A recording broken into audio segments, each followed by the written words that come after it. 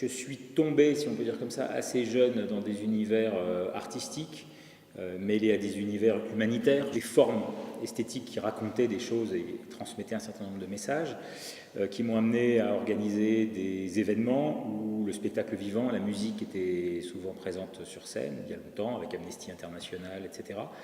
Et en parallèle, j'ai fait 3 ans d'un cycle d'études audiovisuelles à 3IS, l'Institut International de l'Image et du Son. Voilà, ce qui m'a aussi donné Enfin, j'avais le goût, mais développé le goût de l'image et de la construction de films sous toutes leurs formes. Et puis par ailleurs, par rapport au sujet qui est celui de l'animation, dans mes quelques coups de cœur créatifs d'adolescent, quasiment, Le Roi et l'Oiseau a été un moment, une découverte importante. Voilà.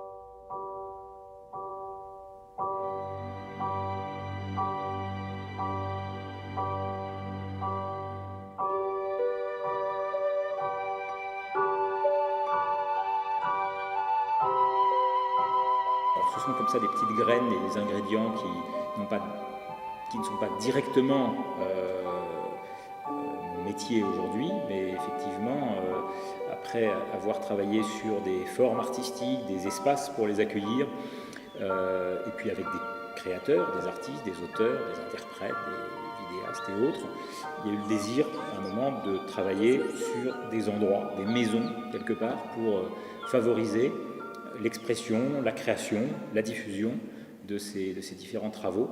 Et c'est comme ça que la Bellevilloise est née. C'est vraiment une rencontre avec ce bâtiment, la Bellevilloise, un véritable coup de cœur pour ses volumes, son histoire, ses proportions, son scénario d'utilisation, un lieu qui soit à taille humaine, c'est-à-dire qu'on n'est pas sur une énorme friche industrielle, on est quand même sur une sorte de grosse maison. Donc Sylvie du festival Croc Anime et qui depuis un certain temps fait vivre sous différentes formes la rue Boyer et le quartier, est une interlocutrice depuis que nous avons créé la Bellevilloise, puisqu'on a toujours suivi les activités qu'elle faisait, on s'est toujours parlé régulièrement. Et le lien avec ces activités sur l'animation s'est fait finalement très naturellement quand elle nous a évoqué ce qu'était pour elle le film d'animation, quand on a compris que le festival Croc Anime était la partie émergée de l'iceberg, je dirais, et que c'était un travail de fond, d'initiation, d'éveil à cette esthétique. Donc ça, en tant que tel, déjà, ça a suffi à attirer notre attention, éveiller notre envie de s'impliquer aux côtés de son initiative qu'elle porte pour la relayer. En quantité, déjà, on doit pouvoir faire plus pour le film d'animation.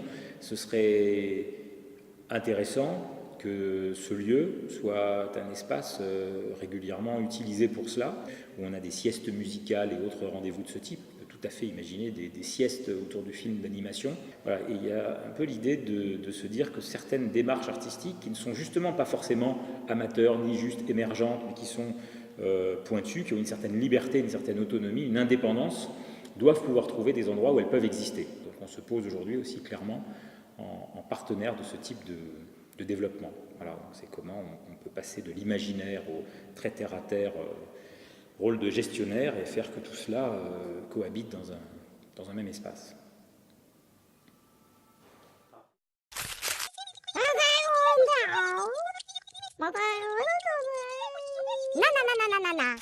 Oh oh.